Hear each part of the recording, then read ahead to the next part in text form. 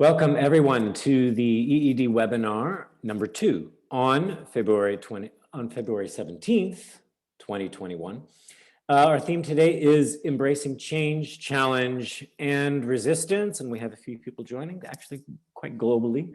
So I'm glad to see you here, and also for those watching the recording, thank you for clicking on the link to watch. So just a couple of things. One is resistance usually gets a pretty bad rap, whether that's in coaching or leadership or self-help. And a lot of times resistance is often discounted, say, put that aside, get over yourself, or they try to completely eliminate it. And in my opinion, they're throwing the baby out with the bathwater. And why do I say that? Because what we're going to look at here is how resistance is actually a necessary and natural part of the creative cycle. All right, it's meant to counterbalance, create checks and balances, because otherwise, without resistance, we would just fly into idealism. And we may fly off the handle, or we may never get anything done. We need challenge in order to make sure that we're really on track. So what I'm here to do is to turn your thinking around to not make resistance an enemy. But what I will say also, there is a time and place for resistance, meaning there's sometimes when resistance is useful and sometimes when resistance is not useful.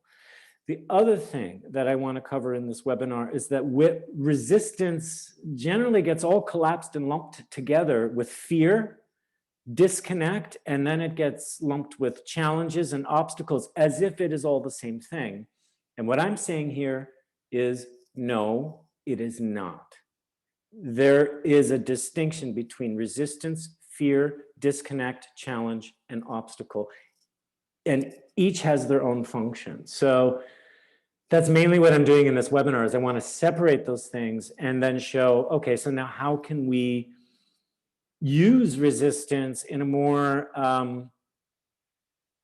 resilient way, intelligent way, autonomous way. Right? Because EED is all about promoting resilience and autonomy. So I'll get into more of that later. I also want to say, what's the purpose of these webinars? And they're not courses. What they are, because we have the separate training courses. What this does is each webinar is meant to introduce some concepts and some simple tools or practical tips that will help give you a deeper understanding of the change process and of human dynamics and how that all works together. So we only have an hour. So within that hour, I can give you lots of context and provide some maps and concepts and some practical things to walk away with. But if you really want to learn that in depth, that's why we have training courses. So the webinars are 1 hour, the training courses are 3 days each. So what you're getting in the course is the in-depth practice, the supervision. We break everything down, we pull everything apart. Here, you're getting the overview. So I just want to make that quick distinction here. And I'll talk about what courses are available later.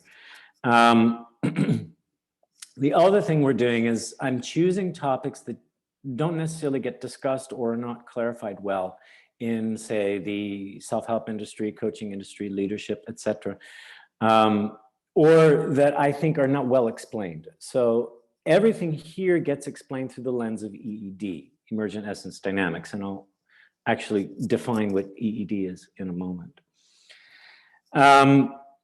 So the last webinar we did was called Rebooting Willpower, or Motivation and Willpower. Rebooting, Motivation, and Willpower. And in that webinar, that was on February 4th, we gave you an overview of how the whole creative cycle works, how it's divided into seasons, and how we work with different energy flows.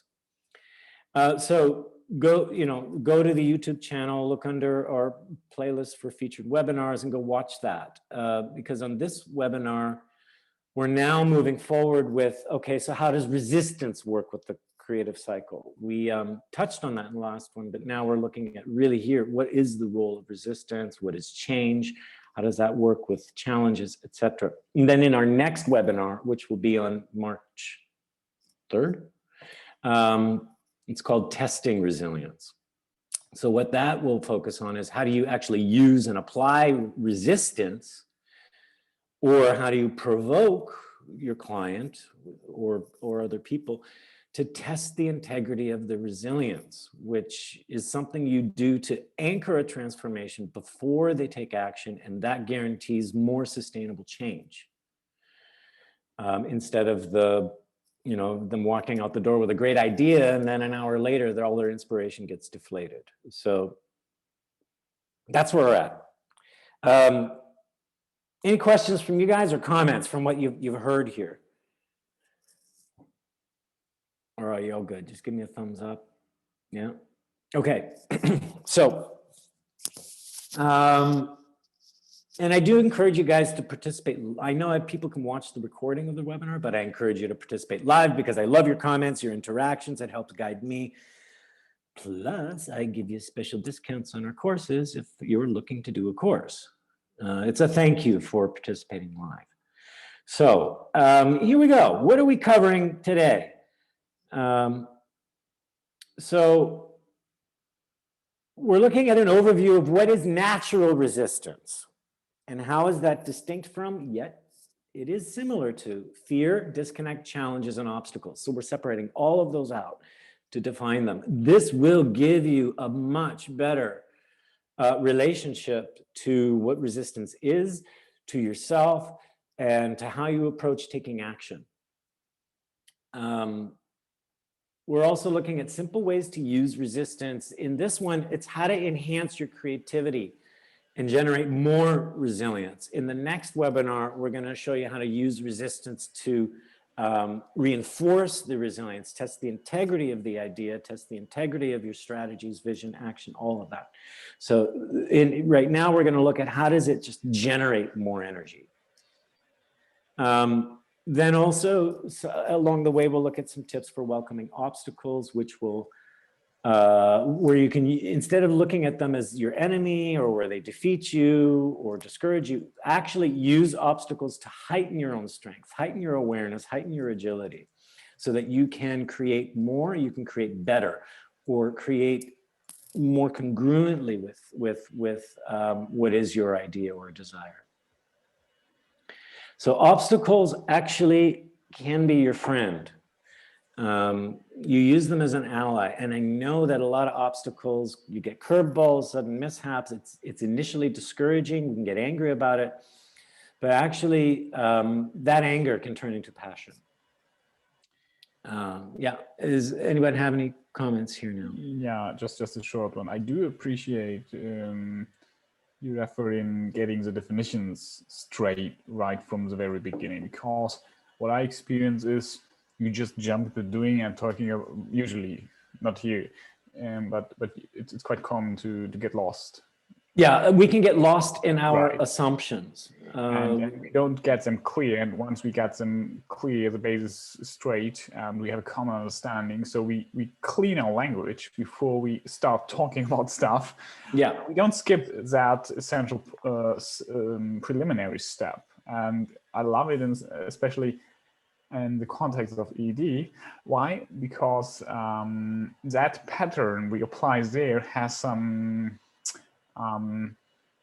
how's the effect called? So you have the positive repercussions later on. So it perpetuates the pattern through and through. So it's a snowballing, I would say. So the moment here in play. Yep, and it also, well, one thing EED is all about is being very specific, very precise. We also break down the mechanics of how things work. So it's almost like if you're a pianist, we want to clean up your understanding of the instrument and yourself. We break things down into technique, like to get good strength in your fingers before you can really, play all this wonderful advanced music. So we appreciate technique and craft, and we then also work with the art. So there is an art and science to all of this. So to get the craft, it's important to really define and map out what are we looking at. What that does in the end is it makes you far more free, organic, and creative because you understand what you're working with. Then you can work with things more creatively and on the fly.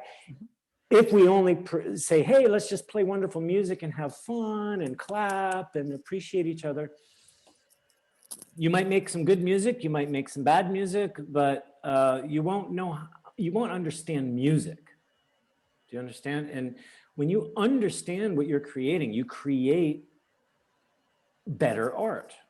So that's the approach of EED, is we need to be precise and specific, and then we are being very artful at the same time. Yeah, go ahead, Benjamin, what you were going to say. So for me, in a very abstract sense, words, definitions, understanding, you refer to the word understanding or something, is how to differentiate things. So how do they relate to each other? We design relationships. How do things relate to each other? And that's basically for me a connection in its at its core. Yeah. And that's a basic pattern, I would say, how to connect things. And I would refer to that what you mentioned earlier. How can I connect to an obstacle?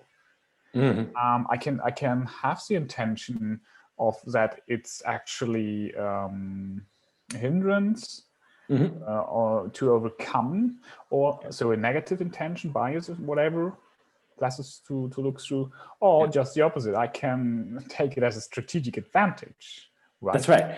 You won't take it as a strategic advantage unless you've taken the time to think, what is it? What's its role? What's its function?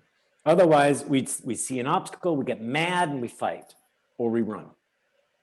Right. So we have an emotional, yeah, and we start acting emotionally from it, whereas we can actually act more lucid, more intelligently. Of course, we have the emotions.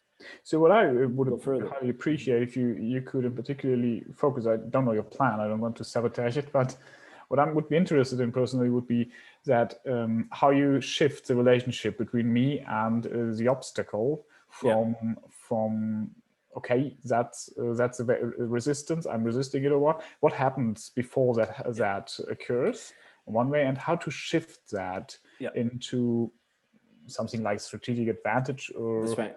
Okay, so hopefully we'll get there in this webinar. I know you'll get some of it, and then also what I have planned is in the next webinar. Okay. That continues. Okay, so be sure to join us on March 3rd as well. Or if you're watching the recordings far in the future, make sure you watch these two together. But actually, webinar 1, 2, 3 are going to all go together. Yeah. So, I don't want to take more time on this. Okay, no, but I like that you lay in this context. It helps define why we're here and what we're doing. And yes, I do want to move on to the content. So, but further context here, and I'll be very quick, brief here. It's what is EED? Because we've mentioned that many times, emergent essence dynamics. I know some of you know it, but others don't know it. I know, Lucy, it's your first time here. So, and I'll be very brief on this. What is emergent essence dynamics? What does it do? Well, it's basically a universal model that pinpoints fundamental patterns that are driving human beings. Everything is working in a dynamic. So it drives our human dynamics and it drives the world dynamics. Everything that we're doing and creating all has a relationship dynamic to it. So, and all of that stuff is following a pattern. So EED captures that. And it can be applied to coaching, leadership, mediation, facilitation, healing, self-development, sales, anything, because it's dealing with how human beings act and behave and how they evolve. So in a way, it's like if you're a coach or if you're a leader or a mediator, you're driving a car, but you may not understand how your engine works. All right. So EED is the engine. And what this does is it enhances already your discipline. So EED has a mix of coaching and leadership and mediation and facilitation skills wrapped all in one. So either a beginner can take this or a seasoned expert can take this as well. It will enhance your discipline. So where is it coming from? When we're saying human dynamics, every action and behavior is following a unique pattern, and that pattern is fractal. It works in cycles, meaning it's repeating on all levels from the smallest to the largest level. And Those patterns are driving the person, it drives the issue, and it drives their process of transformation. So we focus on discovering those patterns. And what we're doing is we are working with transformation, but sustainable change will naturally occur when we reconcile those patterns in a state of resilience. Because a lot of change processes is not focusing on the resilience, it's focusing on making the change, and they're getting met with a lot of resistance. And that's a natural thing that happens. So what does EED do? It's focusing on first establishing a foundation of resilience and autonomy. That is the foundation for transformation. So we don't transform anything until there is resilience established in the person or the group. We're also looking at what are the dynamics at play. So we focus on relationship dynamics. What is driving all the action and behavior? So instead of listening to words, we're looking at what is the person or group doing. And then that's going to start revealing patterns. And then we can start working with their own unique transformational process from a resilient state. And looking at the actions, behaviors, and patterns and working with resilience simplifies the whole process. So when we train EED, it's divided into 3 main courses. Our first module focuses on resilience, building resilience as a foundation. Module 2 focuses on resistance, how to work with resistance, all the forms of resistance. And we're going to look at that actually today. And then module 3 is reconciling resistance and resilience together to put them in a healthy relationship so we can then take creative action. And it's in module 3 that you get most of the really nitty-gritty practical tools for working through a change process. And you get tons of tools in module 1 and 2 as well. But it's more about doing foundational work. If we miss the boat on resilience, how to build it, and resistance, how it works, a lot of change is just not going to be sustainable. Are there questions here on this, or are you good to go? Okay. So what I want to look at here is, what I want to say here is, first, okay, so the title is Embracing Change, Challenge, and Resistance. So we need to look at, well, what is change? So a lot of people resist change. I don't like change. Why can't things just be the same? Well, here's a fact. Life is constantly in motion. Life is flowing. Life is in flux. Why? Because the basics of life, and we discussed this in the last webinar, we're moving from source, or all potential, or inertia, into the full active expression of that source, and then it moves back to source. So we're going from source to full manifestation back to source. That is, we're generating something, it's created, manifested, and then it degenerates or dissipates or dissolves back into source. So like from ashes to ashes, dust to dust. Okay, that is our basic creative life cycle, which is generation, dissipation or dissolution, and then regeneration. It's constantly moving. So we are in constant change. I mean, look at Buddhism. Buddhism is saying the only constant is change. Everything is constantly changing. So we might as well embrace it and flow with it, learn how life works, how life changes. So that's why we look at the creative cycle, all its phases. But is there a constant? Yes, it's source. That is a level of all potential. But it's also inertia. It's a universal constant. It's the level of all potential, unmanifested, all right? And that is the only constant. Change is the expression of that, all the variations of what source can be and putting it into form. But that's constantly in motion. Now, what's the role of resistance for that? Resistance is going to regulate that flow so that it doesn't get out of balance or out of control. So resistance is actually a form of checks and balances as things generate and degenerate. Okay? So what I want to say is everything does come from source. And we work with this with EED. We have in other webinars, we show levels, story, game, dream, source. And what we're doing is we're accessing source and bringing source into our world. So what I want to show you here is what is our relationship to source, right? And source is where we get our creativity and our resilience from.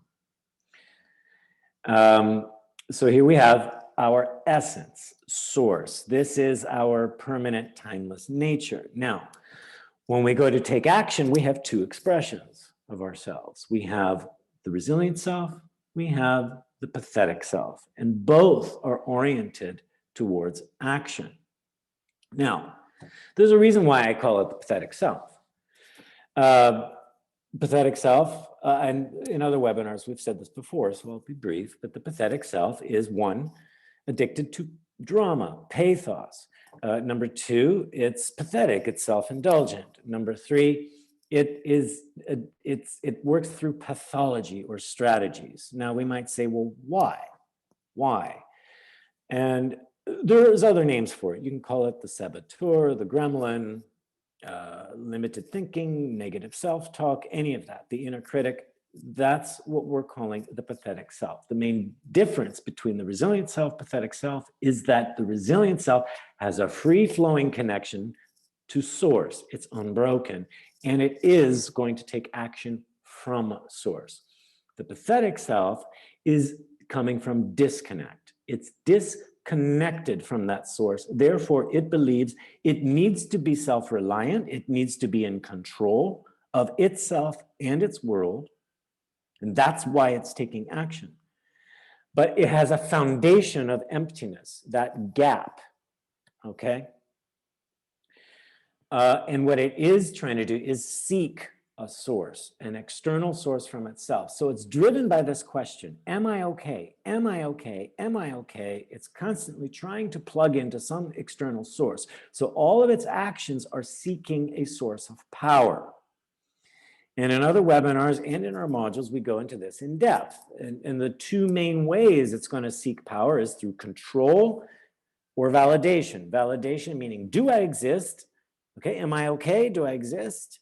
And then that's validation. And then control, which is, how can I make sure I exist? Am I secure? Am I stable here?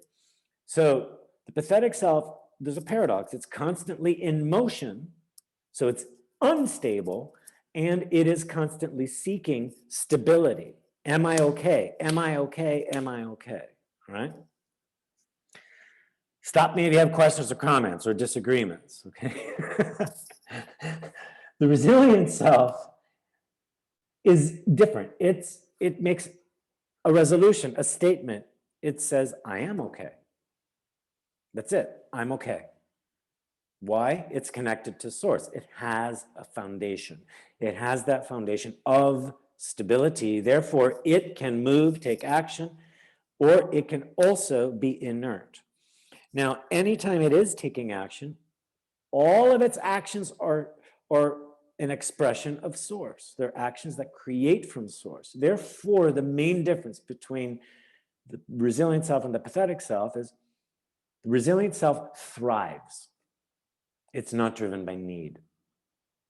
The pathetic self is in survival mode. It's trying to keep its head above water. I just got to plug my computer in here.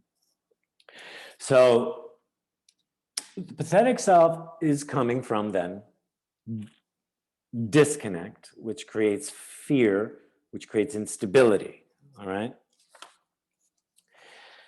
Or the other way around, it's disconnect, which causes instability, which creates fear, and that creates need. So all of its actions are driven by need, desperation, fear, all right? Is it Yeah, really, go ahead. Is it really, I'm just wondering whether it's actually, you mentioned earlier, just a few seconds earlier, that all actions are expressions of resilience or something similar. From the resilient self, all actions are expressions of source. Okay, but can actually the pathetic self be an expression of essence too? Well, that's what I want to get to is. Oh, sorry. No. Because look, both came from essence. The difference is one is connected, the other is disconnected, and that shifts where they're coming from. They both can take the same action, but for different reasons, okay? So it's a perceptions thing, would you say so? A perception, a stance, a come from place, a context, right? So resilient self, pathetic self, they both want to build a house. Okay? Pathetic self says, I need to build a house. Otherwise, I won't survive. I will be cold. I will be homeless. Really, resilient self says, I want to build a house. That's it. So it's a conditioned versus non-conditioned world. Yeah, that's another way to look at it. Pathetic self is based all upon rules and conditions. If, when, if not, right? So I must take this action otherwise, all right? Resilient self is unconditional. I create because I am and because I want. Okay?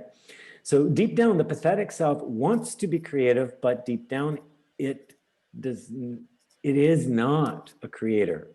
It doesn't, well, there's a paradox here.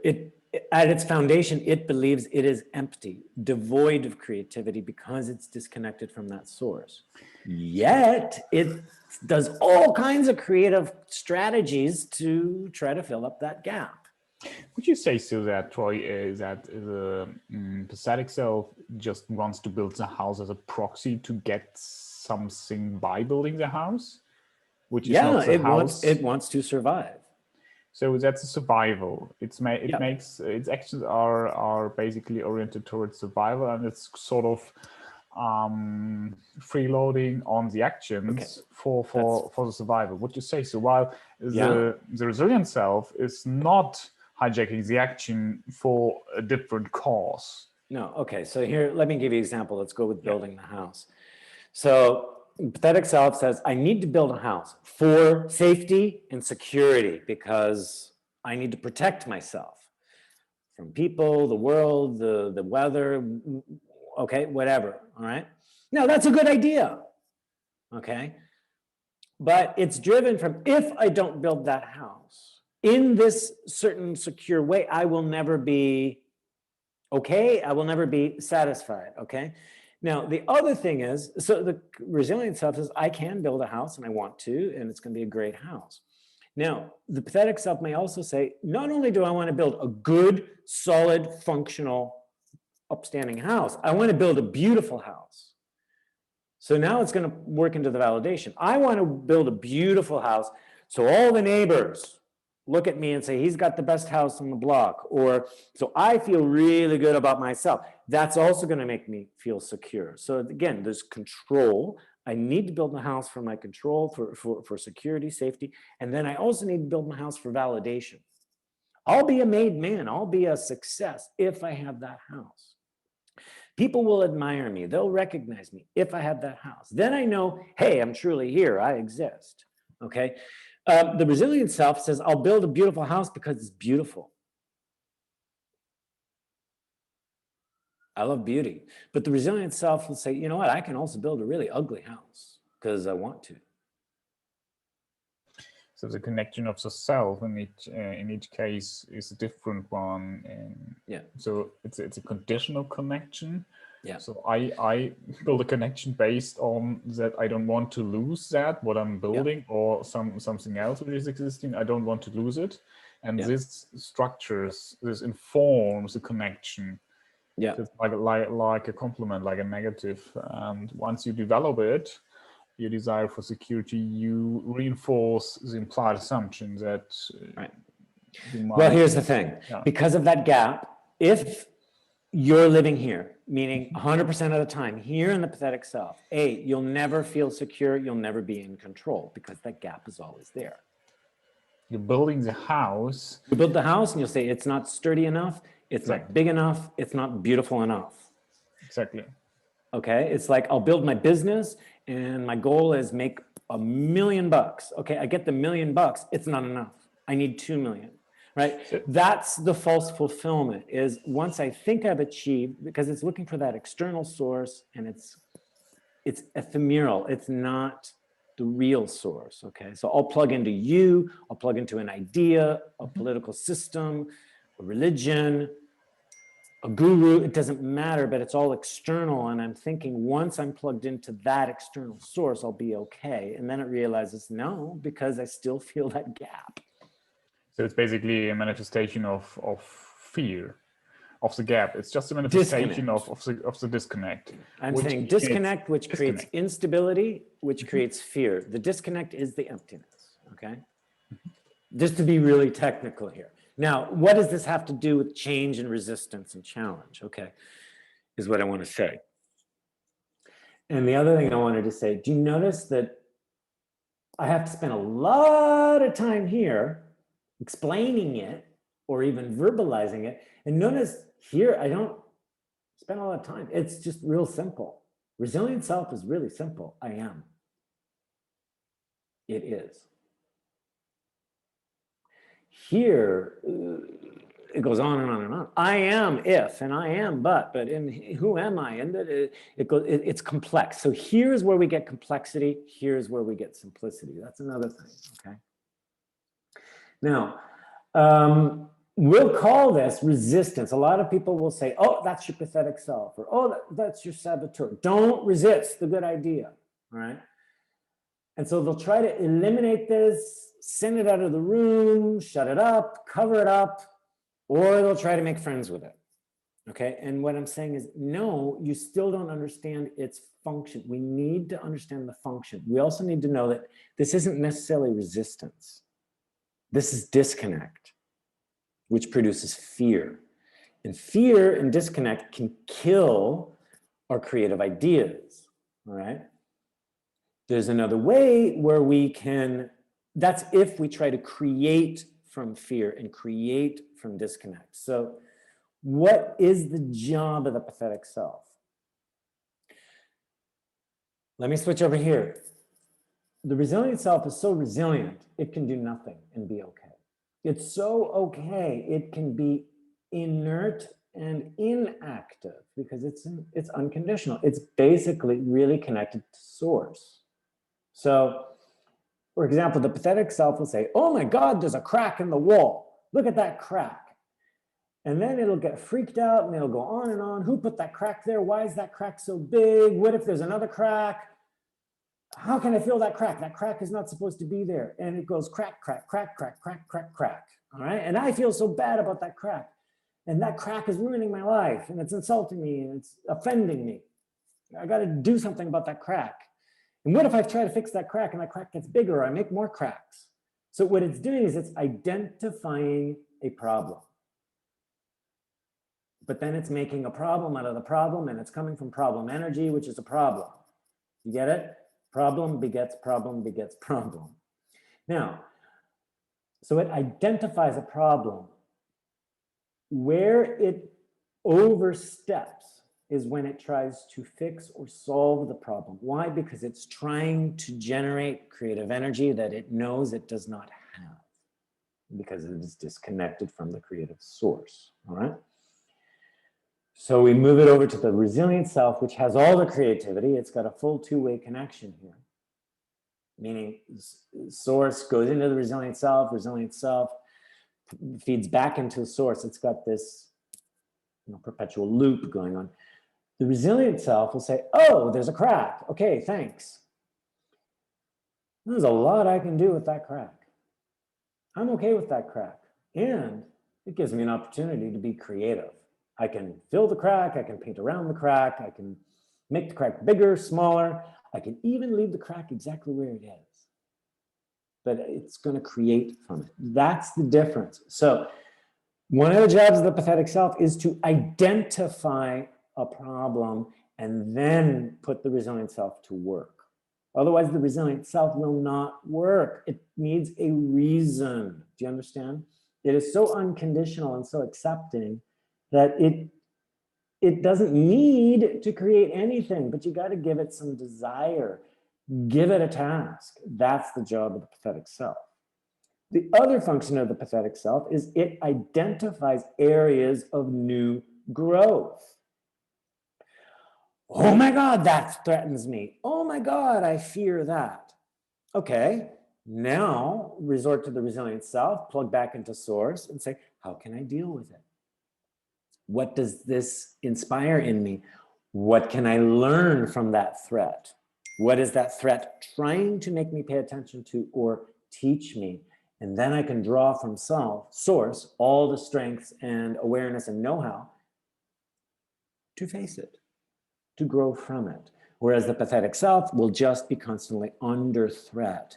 And in module 2, we discussed the 4 main behaviors of pathetic self. And then also how it puts up its shields of defense, where it'll disengage to avoid. How's this sounding to you first? The relationship of pathetic self to resilient self, comments, questions, what's making sense or not making sense. That is not resistance, pathetic self, is what I want to say. Is that confusing when I say that? Meaning it's not resistance to the creative cycle, it's resistance to our own source or resistance to our inner selves. But it's really just, it's fear and disconnect. Anything out there, guys, or is this 100% clear? Do you 100% agree? So for me, it's not 100%, just to let you know. Yeah. I'm doing that to make you talk. I'm not telling you, but I'm not telling you what is missing here for me. Because I don't know. Oh, you don't know yet what's missing. Okay. Well, I'm not giving you the full picture yet, but okay, it's puzzling. I'm really defining here what's fear and disconnect. That's my main point here. Yeah, keep going. Lucy first. Yeah, Lucy. Okay, so you wrote here, I'm seeing parallels with the OK Corral. Can you tell me what you mean with that? Well, it was just the sort of, if that's a model you're familiar with, but it's just that sense of being okay. And then the I'm not okay representing the other dimensions within that corral. So that, you know, it's the basically all of the other I'm not really okay. That was just, I really like the phraseology of the pathetic self. I might be borrowing that. Yeah. I mean, unfortunately, that question will never be answered. Am I okay? I think so. Oh, but am I okay? Am I? Am I really? Right? Because this keeps nagging at it, that gap. Right? Now, in module 2, we show you how to take the pathetic self back through the gap and rejoin essence. In module 1, what we're showing you is how to move from the pathetic self over to the resilient self and plug back into source so that you get this kind of emotion. Okay, the pathetic self is always popping up, but we don't have to indulge in it.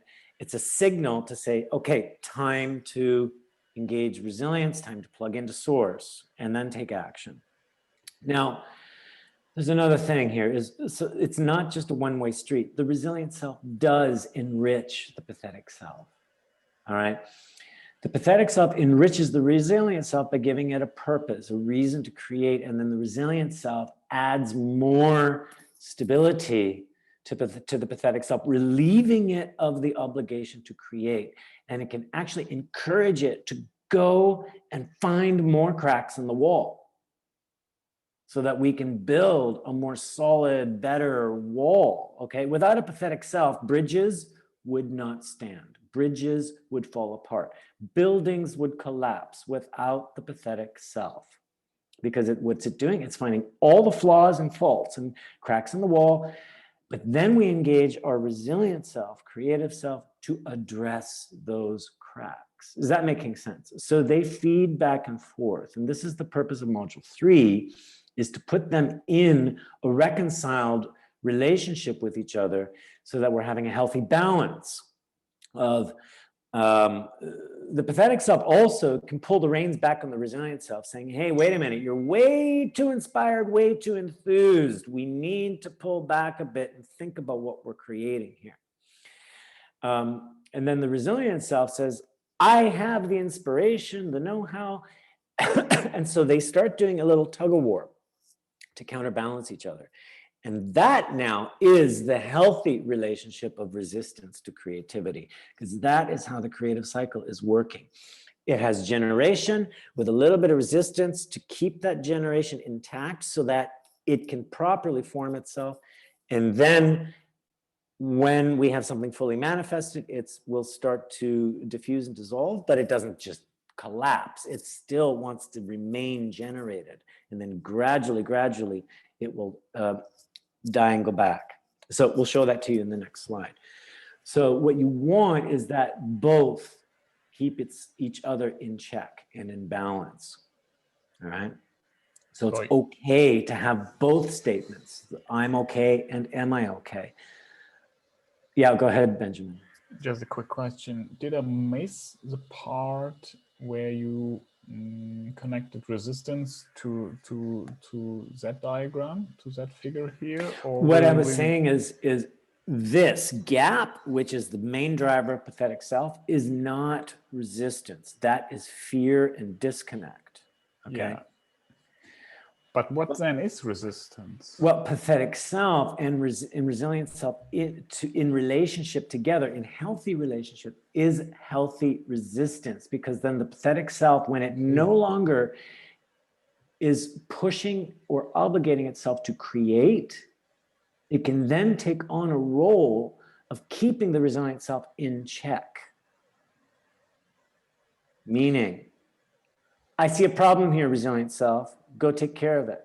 I see a problem here, resilient self, go take care of it, okay? That's where it'll have a healthy, it's like a healthy critic, a healthy naysayer. Okay, so is that where your cursor, your mouse is just pointed at? So between pathetic self and action, right? Action coming from pathetic self. So would you locate it there, the resistance? So what I would say then is when they're reconciling or reconciled, now its action is not to seek a source of power, because it knows it's now connected with resilient self, and that is connected with source. Okay, now what it can do is go seek reasons for creation. So it's, okay, I'm aware of that I'm not connected right now, but I'm not rushing with that state into action. Instead, rerouting and refocusing to the resilient self. Would you say I'm not taking action to create or solve. I'm now taking action to survive? No, to improve. Okay. So I don't know, maybe I could find a better word for that, but. What would be then the function of resistance? How would you define that? Or let's look at that in the next slide now. What is the function of natural resistance? No, you're right there, okay. Yep. So this is from last webinar. This was our diagram on the 4 seasons of the creative cycle. Go back to the YouTube channel and watch the webinar number 1, rebooting motivation and willpower, because we break this diagram down. Now, what I want you to look at is, again, here's source, inertia, moving into full activity and manifestation, and then moving back into source. So winter is a time of hibernation, but then boom, something sparks. We get the spark of life, an idea. Now we're building, generating energy, and then there's a discharge and a release of that energy. We enjoy the fruits of our labor, and then we go back into a period of reflection, back into inertia, okay? From dust to full manifestation, back to dust, okay? So we have a polarity going on. We have the movement from inertia to full manifestation. That's the electric generating force. And then we're from full form and manifestation, moving back to inertia. That is the radiating magnetic force, okay?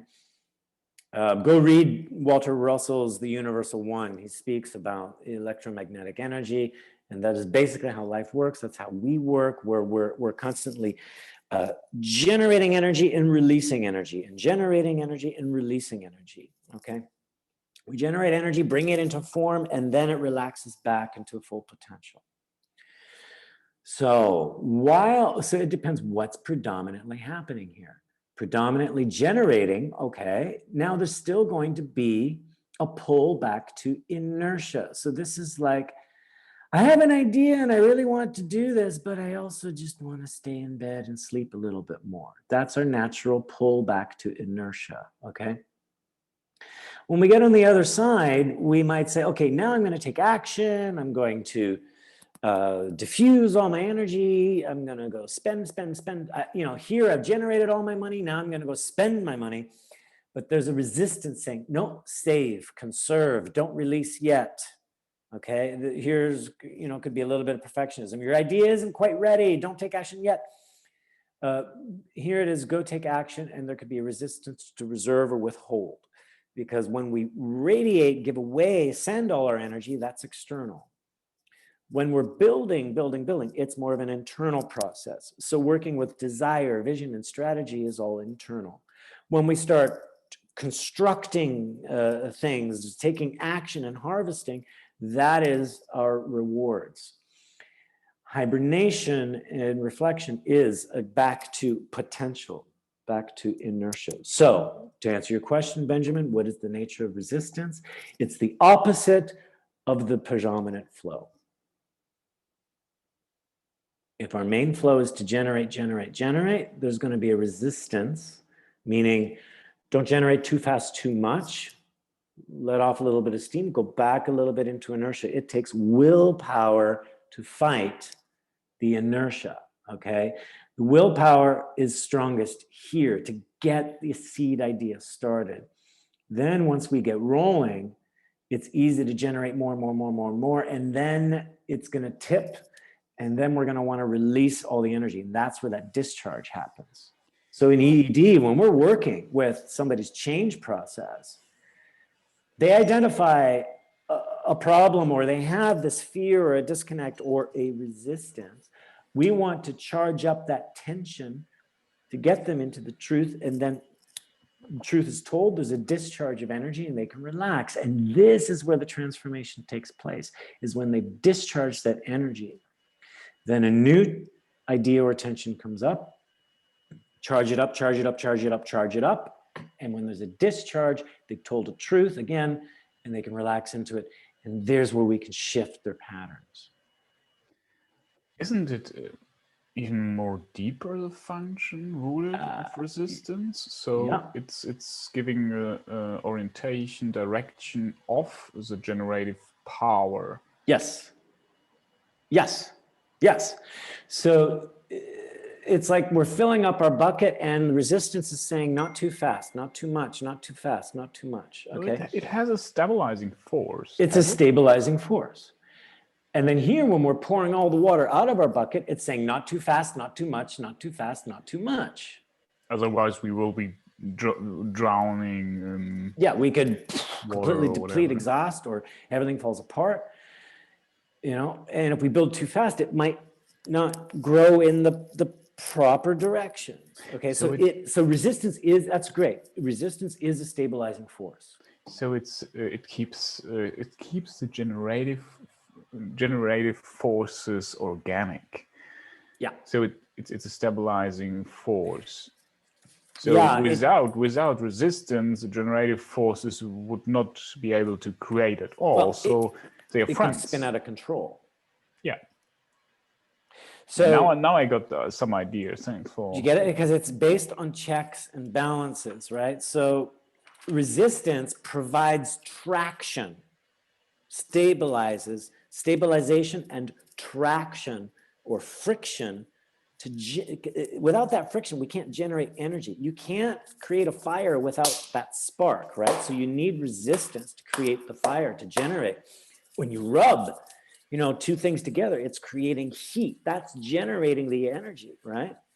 Then when you release it, now what resistance is doing is controlling the speed and amount of release. So it doesn't just explode, right? And that is the key to be able to direct the power. So if you can, the controlled release of the force of the power because of the function of, due to the function of resistance, enables me to direct the force I'm just releasing.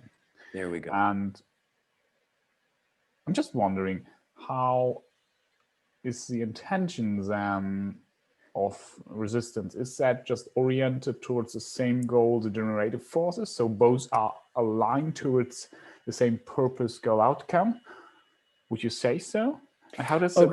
Well, okay, now you're bringing in the importance to make a distinction between natural resistance, which is a stabilizer to generate a force, and then fear and disconnect. Okay, exactly. So are that two different kind of resistances? Two different kinds. Or is it just resistance plus some perception, bias, or intention towards a goal?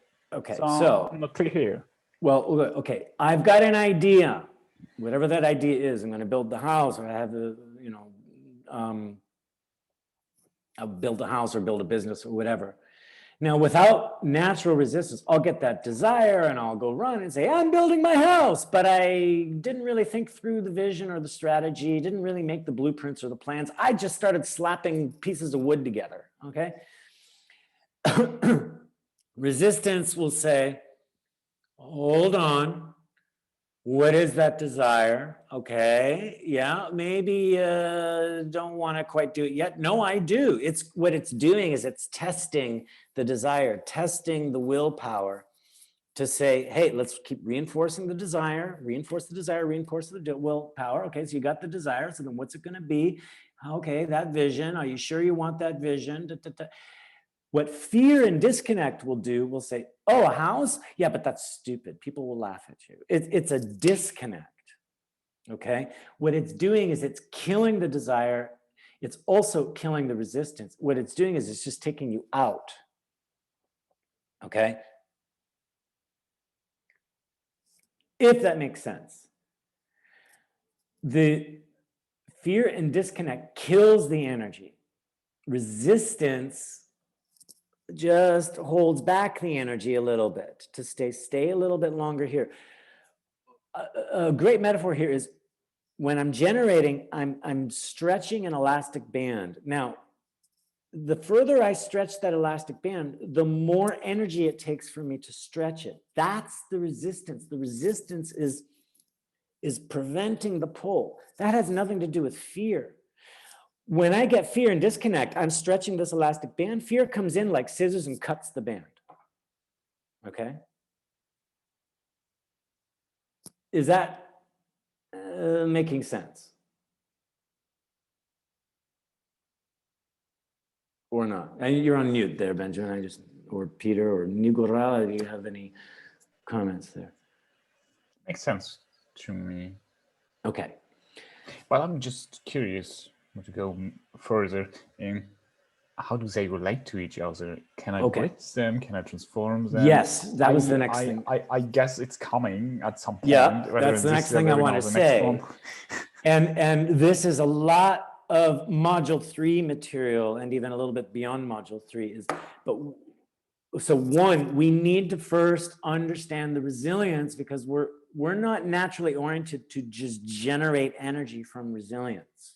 Okay, a lot of times we're so ingrained into being in the pathetic self that we keep actually cutting our energy and we indulge in the disconnect.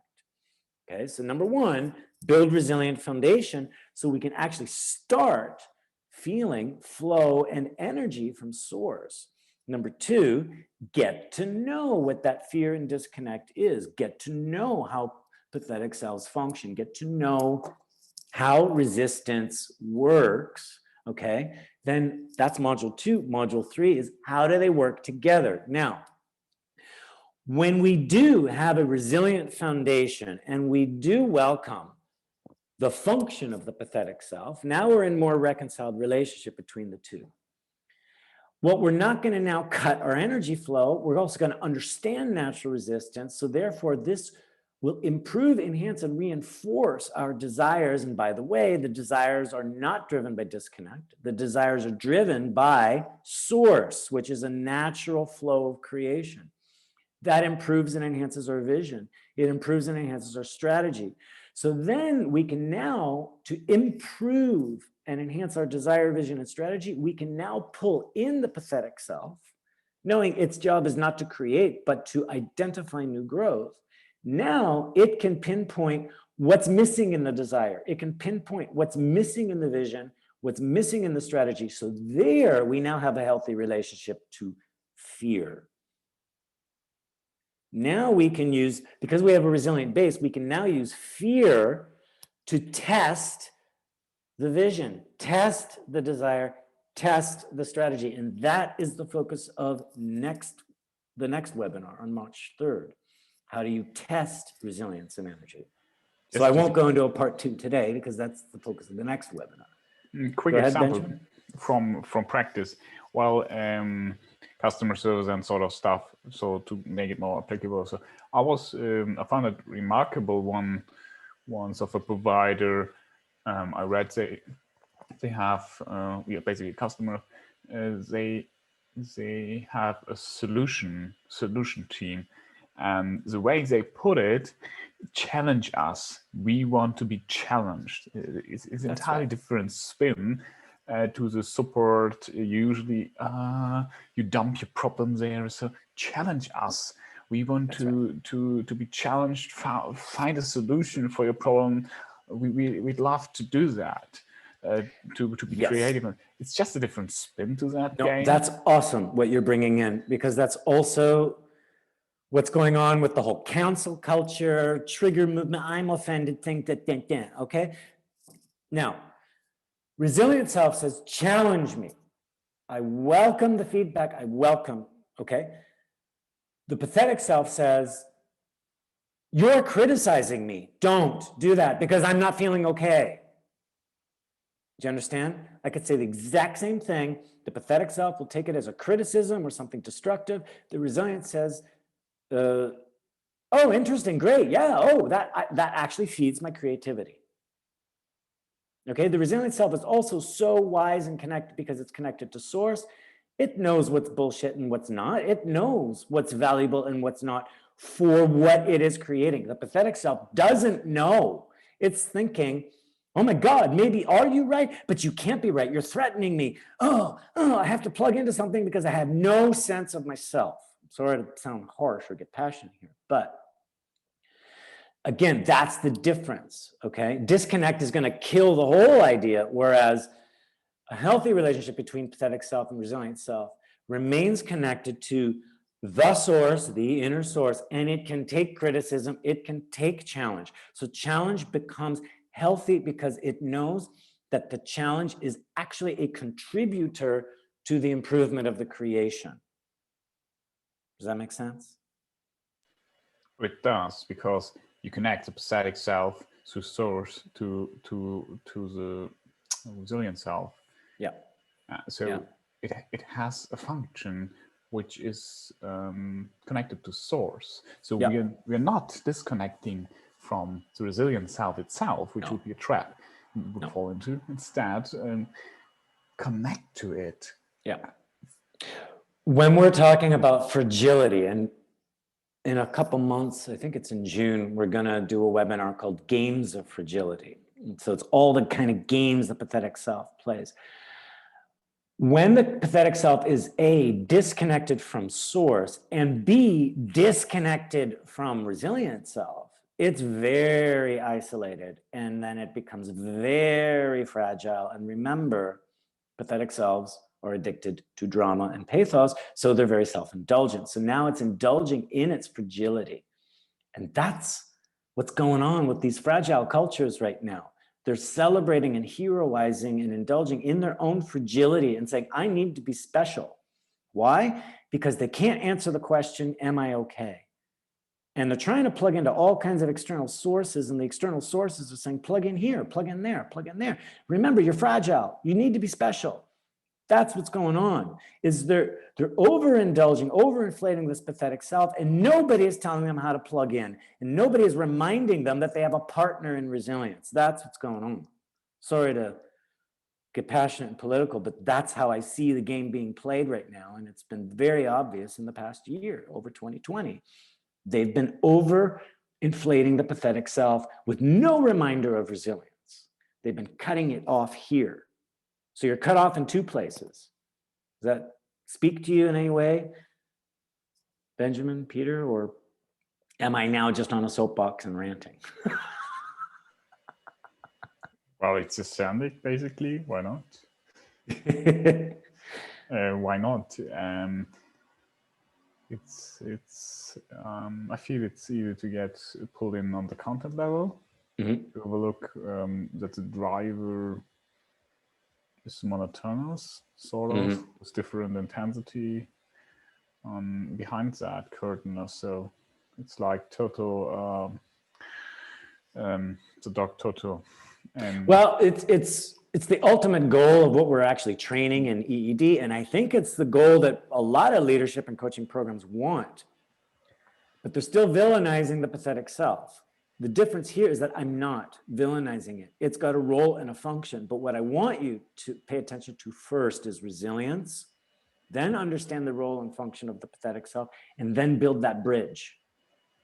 so Okay? it's a three-step story. It's a three-step, and that's why I've divided it into three modules. Module 1 is build the resilience. Module 2 is understand the function of the pathetic self, which works in polarity. It's in constant motion. It's moving in polarity, trying to satisfy that seeking of source, and it's in constant motion. It's trying to reconcile connecting to source, and it never does. Then we build the bridge back and put them in reconciled relationship that calms the pathetic self down, and it increases the creativity of the resilient self. Then challenge and obstacles take on a very different form. When we have a balanced relationship between pathetic self, resilient self, every obstacle provides an opportunity. Every challenge provides a lesson to learn in order to re-engage our creativity, to revisit our strategy, to enhance our vision, as opposed to feeling threatened, fragile, and shut down. So that would be a focus on what might I lose here versus what might I learn win as an experience. So yeah, what can I learn? Because yeah. the resilient self is willing, it's not attached. It's willing to let go of everything it thought it knew in order to gain more. Whereas the pathetic self is very threatened, it's attached. I cannot let this story go. I can't let this philosophy go. I cannot let this thing go. Otherwise, I will go back through that gap, okay? So it's very defensive. Sorry, I interrupted you, Benjamin. Was there something you were going to add? No. And I'm Just noticing agreeing. that. I was just agreeing to you. But anyway, thanks. So more to come in the next webinar of testing resilience. We're going to show more, how can you be really in direct relationship here? So I just want to summarize what you can walk away with here. And I also want to, so I've been talking about the modules. So they're coming up. First one is in March 5th to 7th. That's module 1. That's focusing on building resilience. We've got 3 opportunities: March 5th, March 19th, April 9th. And then we've got module 2, April 23rd. That's focusing on working with pathetic selves, resistance, and polarity. So you understand the role and function of it. Module 3 then is going into creative action from that reconciled place of building the bridge between resilient and pathetic self. That happens in June. Then I don't know when we're doing our fall courses, but that's what we've got so far. They're on Zoom. It's operating from European time, basically from 1 to 9 each day for 3 days. Plus there's a follow-up practicum a few days after the module. And go to eed2021-eu.eventbrite.com. And we've got specials on until February 26th, where you can get the courses at a lower price, as long as you register early, okay? Next webinar, as I said, is on March 3rd. It's called Testing Resilience. It's showing how we can apply and use resistance in order to actually reinforce and test the integrity of our resilience and creativity, so that we'll take more solid action, so we can guarantee the sustainability of any change or transformation we embark on. So in summary, and I'd love to hear what you're taking away. I know we're a little bit over time here, but thanks for staying along. So just in summary, resistance is a natural part of the creative cycle. It's a stabilizer. It provides traction and balance to our creativity and to our resilience. So it is our willpower and desire. That is what moves us forward through creation. It's the willpower and desire to manifest, to create. Without that willpower and desire, we're just caught back up into inertia. That resistance is actually working. The willpower to move forward moves against the resistance. The resistance is moving against the willpower. That is what strengthens our will. It is the resistance. That's what's going to create the heat and the energy, okay? Change, so again, it's called embracing change. Well, the point is, change is all around us. It's happening all the time, and it's not going to stop. Why? Because life is in motion. Everything is in motion. So change is the natural flux and flow of life because everything is in motion. So as long as we are in motion, we will be toggling between creativity and resistance. That generation of energy with the resistance to stabilize it, and then the release and radiation of our energy, or the expression of our energy, and the resistance to keep it inside. So motion is the desire to manifest an idea, and inertia stores the idea's potential. So we're in motion to manifest the idea. That should actually say willpower is the desire to manifest, or desire and willpower manifest the idea. When the idea is fully expressed, it then dissolves back into the inertia and is stored like memory of potential, and then we just regenerate it again. So now, fear and disconnect are not the same as that natural resistance. Fear and disconnect have nothing to do with stabilizing energy. It cuts the energy. Fear and disconnect is seeking stability in the flux of life, okay? Meaning it wants to stop the motion. It wants to freeze and stay and remain the same forever. So when in module 2, we talk about the swinging of the pendulum.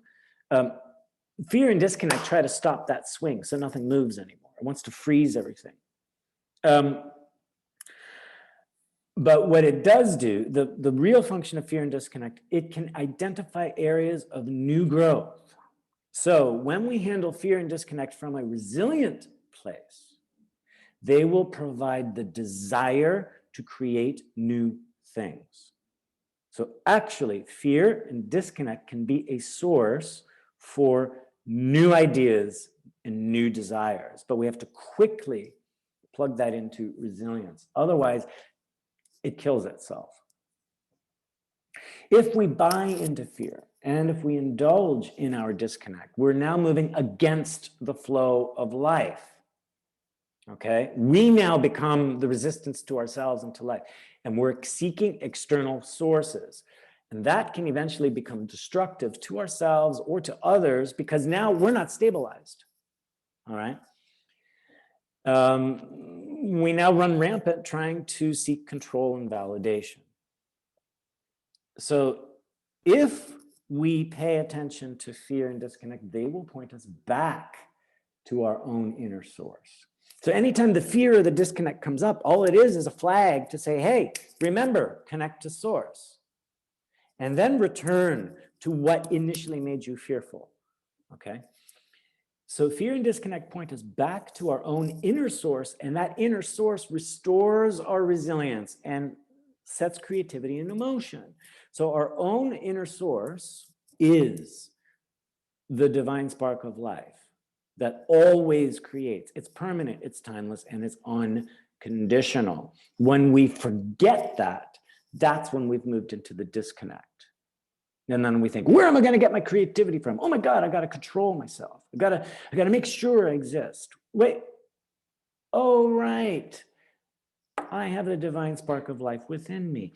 And in module 1, we show you how to keep reconnecting and foster that so that it can now become more dominant.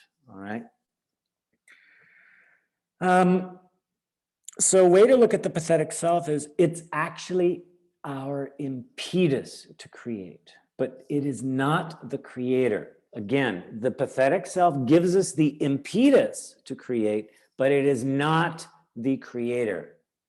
Okay, so it is vital to create a healthy relationship between the resilient and the pathetic self.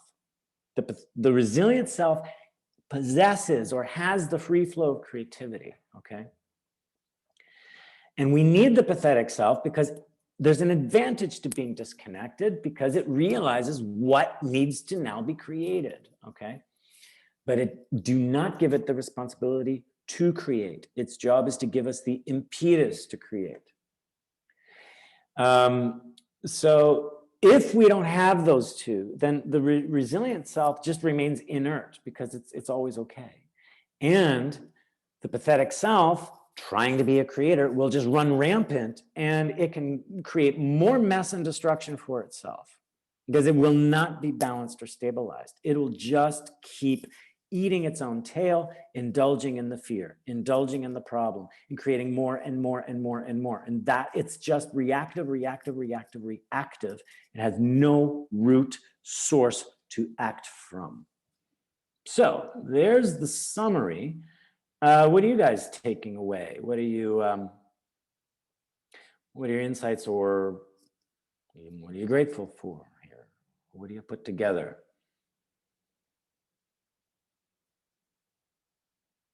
You need a little breather here to just digest it all, take it in.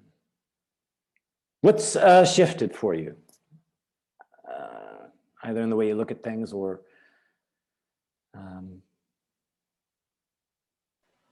couple, quick moment here. Yeah. What I will say there is, if you have more questions, always feel free to contact me. info@essence-dynamics.com. You can visit the website essence-dynamics.com to get more info on the program, the 3 modules, plus our application modules, as well as more information on the webinars. You can go straight to from the website, you know, there's links to click on the registration page or links to click on the webinar page. And go visit our YouTube channel, EE Dynamics, to watch past webinars, especially go back and watch the webinar from February 4th, rebooting motivation and willpower. So I might start with the tree as a figure you introduced potentially in the last webinar you referred just I introduced that in the last one. So gave me some reason to look into that anyways, because that introduced the concept of resistance, natural resistance. Natural resistance, yeah. So that's my key learning, I would say. So the subtle difference of well, the function, as I asked initially. That's the today's webinar. Mm-hmm. As it is without natural resistance, the generative force cannot manifest itself organically because it requires stability to manifest. Yeah, you know what? In a way, think of the resistance as creating a pressure wall for the generative force to get more and more and more and more concentrated. Okay, it needs that pressure wall, right? So it's like the growth of plants, right? Mm-hmm. Without gravity, they wouldn't grow vertically. It's not the sunlight. Mm-hmm. It's gravity which drives them. Yeah. As there's this buoyancy, the pull to rise, there's also a pull, you know, back into the earth, and that's that tension. Okay, and then there's a discharge, and then yeah. So it's a directive. So it's a directive force. But it's something more. I feel it's a directive force and the controlled release of the force to. So just the opposite order. It's a controlled release and to make it as a directive force that way. That's a great way to look at it. So that this is why I'm saying we don't need to fear resistance because we're looking at resistance from that place of disconnect. And we're trying to eliminate it. No. When you are resilient, you welcome resistance because you know it's going to help direct you, help stabilize you, but it's not going to overcome you. Do you understand? What do you mean by overcoming me? Meaning it's not going to make me crumble, or it's not going to crush or crumble me. Right? But if I'm coming from pathetic self, a disconnected place, I'm going to fear all resistance, criticism, anything, because I'm going to think, oh, it's going to crush me. Don't do it. Don't want it. Resistance, in that sense, resistance is an enemy. Okay. It makes it so it's the foundation of manifestation of the generative force, I would say. Yep.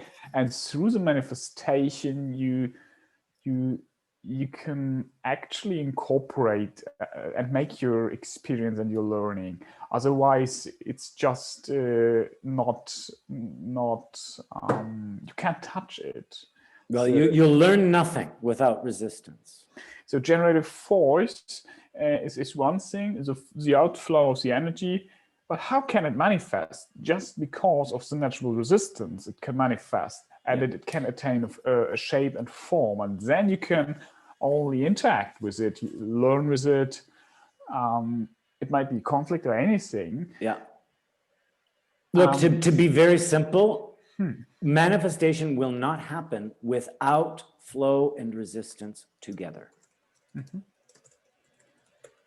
Now, a lot of the New Agers and light chasers will say, I just want the flow. I just want the flow. I want it to be easy. Why can't it be easy? And great. Yes, it can. When you are resilient, things will flow and be, but we're not eliminating the resistance, because then otherwise there is no direction, no stabilization, no concentration. Okay. No lessons learned. I would say, it would even say so. Troy, I'm interested how you see it. Your view on it. Without resistance, there can't be any flow, because it constitutes flow, basically. It creates a channel for the flow to happen. It concentrates the flow. Yeah. Just think of a river. There's more resistance and less resistance. And what is the function of flow of water? It just flows with the principle of least resistance. Yeah. Now, also, so are the banks of the river bad? Exactly. That's resistance. It's containing the flow. So it's not. So if I would just take on the role of water, a static self-water, I would think of high resistance.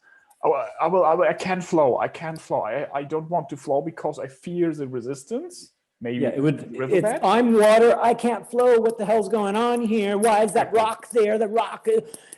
Water just flows through and around. It just flows. Exactly. So if I put in contrast the water of the resilient self-water sort of thing. Yeah. It would raise. It would raise. Oh, that resistance is higher than. So that is really too high. I can't handle this. So what is it telling me? What is it pointing to? Oh, this resistance is less. So I might change my direction to that. So the riverbed, the resistance regime is basically the directive force of the flow, creating the flow. And I like that picture, basically. Yeah, water is a great metaphor in how water flows. Great. Welcome, Caroline. Yeah, we're at the end of the webinar, but make sure you watch the recording so you get everything before that. But I know you just joined in a few minutes ago, Caroline. Any thoughts, insights that you're taking here already from what we've been discussing? Hi. I'm so embarrassed. I'm ever so sorry. This seems to be it's okay. A problem that I'm played with. I thought Paris time was the same as London time. Yeah.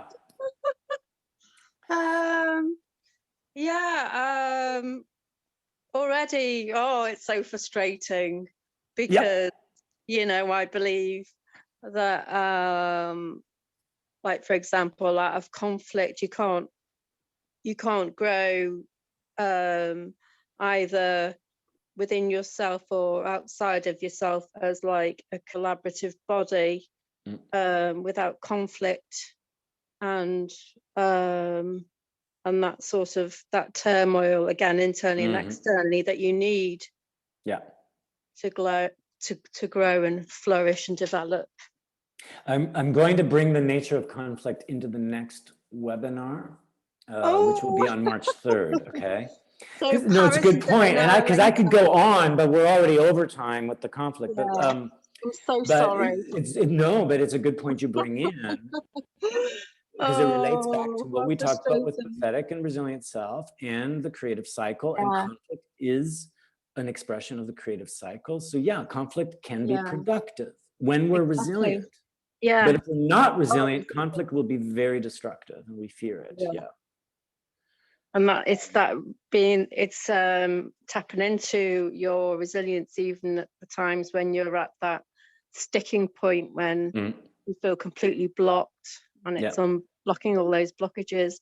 When is the next webinar? Yep. The next webinar is March 3rd. It's called Testing Resilience. And again, you can go to the webinar registration site, EED-webinars-2021.eventbrite.com. Sorry, I've got my camera off because I'm in my No, that's pajamas okay. in bed. No. So, and this is for everyone listening to the recording as well. You know, feel free to join us. And when you come and participate live, I also give you special discounts on the courses beyond what we offer with the early bird. And I encourage you guys to come and participate in these courses, because I can explain concepts and give you the maps, but you get the tools, techniques, and the practice in the modules. There's only so much I can cover in an hour, right? Yeah. And it's very rich. But stay on the line there, Caroline, because I can talk to you more. What I'm going to do is just wrap up for the recording, and then I can answer more questions after as well. And that's the advantage to participating live too, is you get to stay after and chat more. So thank you everyone for joining the recording. I hope you're taking away a lot, good insights. Go put these ideas to the test. Come back and join us March 3rd for Testing Resilience. If you're really inspired, come join us for a course. And in the meantime, I encourage you to, like I said, put things to the test, reflect on the maps and the ideas, watch our other webinars, and most of all, keep resilient, keep creative, keep radiant, and most of all, enjoy. Enjoy yourself, enjoy life, and enjoy others.